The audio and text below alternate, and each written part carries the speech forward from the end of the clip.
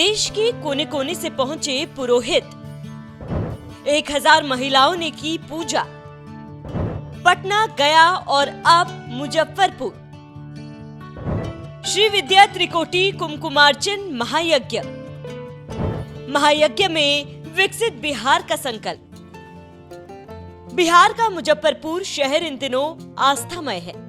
मुजफ्फरपुर के कन्होली में चल रहे श्री विद्या त्रिकोटि कुमकुमार्चन सिंदूर महायज्ञ में श्रद्धा का सैलाब उमड़ा है। महायज्ञ के तीसरे दिन करीब 20,000 श्रद्धालुओं की मौजूदगी रही। श्री विद्या त्रिकोटि कुमकुमार्चन सिंदूर महायज्ञ स्वामी अभिषेक ब्रह्मचारी के संरक्षण में आयोजित किया गया। महायज्ञ का उद्देश्य देश की प्रगति, विश्व शांति, गरीब कल्याण और बिहार का विकास है। इस महायज्ञ में आंध्र प्रदेश, तेलंगाना और वाराणसी से आए विद्वानों ने अनुष्ठान करवाए। हिंदू धर्मावलंबियों के साथ साथ राजनेता भी इस महायज्ञ में शामिल हुए। इसी कड़ी में बिहार सरकार में पूर्व मंत्री और बीजेपी नेता सुरेश शर्मा स्वामी अभिषेक ब्रह्मचारी से आशीर्वाद लेने पहुंचे। उनसे बात की हमारे संवाददाता निगम नारायण ने। क्या कुछ कहा, सुनिए। विद्या त्रिकोटि कुमकुमार्चन महायज्ञ आयोजित हुआ है और हमारे साथ खास बातचीत करने के लिए बिहार बीजेपी के कद्दावर नेता और बिहार सरकार के पूर्व मंत्री सुरेश शर्मा जी हैं। सर, आपका बहुत बहुत स्वागत सबसे पहले हमारे चैनल पे। धन्यवाद। क्या कहेंगे सर, ये जो विद्या त्रिकोटि कुमकुमार्चन यज्ञ आयोजित हुआ है इस मुजफ्फरपुर में और बिहार में तीसरी बार हो रहा है, यहाँ पर इससे पहले पटना और गया जी में हो चुका है, तो मुजफ्फरपुर के क्षेत्र में जो है कितना उत्साह है इस यज्ञ को लेकर के? देखिए, मुजफ्फरपुर जनक जननी माँ सीता का अवतरण स्थान है जी, और वहाँ पर माँ की पूजा आज जो हो रही है, त्रिकोटि के यज्ञ महाराज जी जो करा रहे हैं, इसका विशाल व्यापक लोगों के अंदर चर्चा है। और इस चर्चा से हम नहीं समझते हैं कि यहाँ जितनी भीड़ जुटी है उससे 10 गुना लोग बाहर जो है इसकी चर्चा कर रहे हैं। लगता है कि उत्तर बिहार जो बाढ़ से प्रभावित होता है और सबसे ज्यादा आबादी इस उत्तर बिहार में है और सबसे पर कैपिटा इनकम भी उत्तर बिहार का कम है, तो आज हमारी माँ का दर्शन हुआ है और इस पूजा से लगता है कि उत्तर बिहार जो बिहार का अघोषित राजधानी है जी, और इसका महत्व इसलिए भी बहुत है कि ये बुद्ध की कर्मभूमि रही है, महावीर की जन्मभूमि है वैशाली, लिच्छवी गणराज्य की राजधानी ये रहा है। और यहाँ पर ये यज्ञ होना हम समझते कि प्रजातंत्र को मजबूत करने का एक बहुत बड़ा यह वरदान होगा। और इस वरदान में जो हमारे महाराज जी उपस्थित होकर के करा रहे हैं, लोग बहुत प्रभावित है। हम समझते हैं कि ये मुजफ्फरपुर में यज्ञ तो बहुत ही होता ही रहता है जी, लेकिन इस यज्ञ की चर्चा बहुत, क्योंकि इस तरह का यज्ञ यहाँ कभी हुआ नहीं ना, हम लोगों ने भी पार्टिसिपेट ऐसे यज्ञ में नहीं किया है। तो हमको लगता है कि जो बिहार को विकसित बिहार बनाने का जो संकल्प सरकार ले रही है, हम लोग ले रहे हैं, वह बिना माँ के आशीर्वाद का नहीं होने वाला है।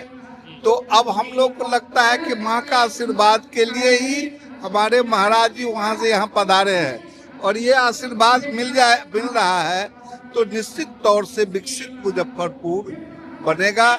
और हम लोग स्मार्ट सिटीज को बनाने का प्रयास कर रहे हैं। बहुत कुछ काम हो भी रहा है, लेकिन अभी बहुत कुछ काम बाकी है।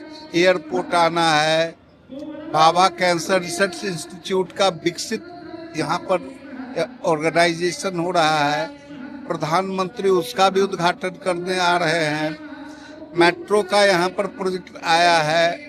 तो ये सब प्रोजेक्ट बिना माँ के आशीर्वाद का थोड़ी होगा, इसलिए यहाँ का जनता बहुत उत्साहित है।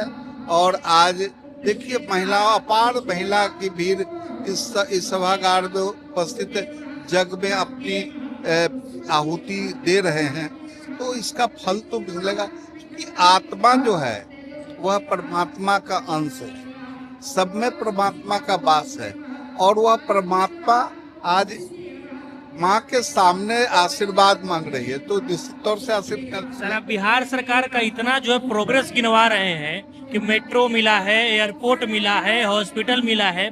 तेजस्वी यादव आए दिन कहते रहते हैं कि रोज हत्या हो रहा है, ये कैसा मंगल राज का सरकार है, ये तब इसमें क्या कहिएगा? देखिए, हम एक बात आपको बताएंगे जी, कि हमें बोलने में थोड़ा परहेज रखना होगा। हत्या का कारण जो लोग इस पर विवाद पैदा कर रहे हैं, उन लोगों को ही जवाब देना पड़ेगा। किसी ये जो हत्याएं हो रही है उसको आइडेंटिफाई करने पर पता कौन चले कौन हत्यारा है, ये प्रश्न अभी उजागर होना बाकी है। और ये उजागर होने पर जो लोग एलिस्ट कर रहे हैं वो लोग पर पता नहीं कहाँ तक ये बात आएगी कि हत्याएं एक बैग क्यों बढ़ गया है। इसके अंदर साजिश है, लेकिन सब कुछ के बावजूद सरकार इस पर भयंकर तौर से अंकुश लगाने की आवश्यकता भी है। क्योंकि कोई साजिश करता है तो उसकी साजिश को नाकाम करने का दायित्व भी सरकार को है, तो सरकार इस पर लगी हुई है। यही मुजफ्फरपुर में हुआ था, जब बुलडोजर लगा तो वो आदमी हाजिर हो गया, और वहाँ तेजस्वी जी नहीं गए उसको अपराधी जो लड़की के साथ रेप किया था उसको देखने नहीं गए, क्योंकि उनको लगा कि शायद इसमें हमारे समर्थित लोग हैं। तो ये सब क्या हो रहा है, इससे आपको समझना पड़ेगा कि हत्याएं और इसी में कहीं न कहीं साजिश भी हो रही है। कहीं ना कहीं आपका कहना है कि सरकार को बदनाम करने के लिए विपक्ष जो ये चाल रच रही है। एग्जैक्टली, चुनाव के समय आ गया है, विपक्ष ये षड्यंत्र चाहता है कि सरकार डिफेम हो ताकि हमको लाभ मिले, लेकिन हम लोग इसको लाभ नहीं होने देंगे। सरकार से पब्लिक खुश है, सरकार से विकास हो रहा है, तो ये हत्याएं का भी जवाब उनको मिल जाएगा। सर, अब चर्चा करेंगे प्रॉपर मुजफ्फरपुर की। आपका एक तस्वीर वायरल हुआ है कुछ दिनों पहले पूर्व मंत्री अजीत जी के साथ, अब उसमें और भी कई लोग शामिल थे, तो क्या कयास लगाया जाए कि इस बार मुजफ्फरपुर में खेला होने वाला है? देखिए, यहाँ आपने ठीक ही कहा कि यहाँ भूमिहार ब्राह्मणों की संख्या किसी से ज्यादा है, और यहाँ ये प्रचार किया जा रहा था कुछ लोगों के द्वारा कि आपस में बड़ा लड़ाई है, इन लोगों को टिकट देने में एक दूसरे का काट होना लगेगा और शायद सफलता संदिग्ध हो जाएगा। तो हमारे यहाँ लोग आए, हम कहा कि भाई कौन बात का लड़ाई है, लड़ाई तो कुछ है नहीं। हर पॉलिटिकल आदमी चाहता है कि हमको कोई जगह मिले, तो जगह मिलने के लिए लोग अपना प्रयास उसमें, हमारे कास्ट के बहुत लोग हैं, वो कुछ ज्यादा ही लोग उसमें प्रयास कर रहे होंगे, लेकिन हम लोग ने सबको आशीर्वाद दिया कि जिसको टिकट मिलेगा उसी को हम लोग जिताएंगे। इसमें कहीं कोई लड़ाई, इसी को उजागर करने के वो सब लोग मेरे घर पर ऑफिस में आए, तो मैंने उसको उद्धृत कर दिया कि यहाँ कोई लड़ाई उड़ाई नहीं है। जो ये पर्दा प्रचार फैलाया जा रहा था उसका बंटाधार हो गया और वो गिर गया बात। मुजफ्फरपुर को सर भूमिहारों की राजधानी कही जाती है, और यही मुजफ्फरपुर के भूमिहार जो है वो नेतृत्व विहीन हो गए हैं, इसके लिए क्या कहेंगे? देखिए, एक समय आप इस बात को मानिए कि लालू को हटाने का, गद्दी से हटाने में इस समाज ने अपनी कितनी कुर्बानी दी, कितने लोग मर गए, और लालू को हटाने का अग्रणी भूमिका इसी की हुई। तो एक समय था कि जो लालू के तरफ लोग गए वो लोग का संख्या उस समय ज्यादा हो गया। आज के दिन में वो संख्या कम है।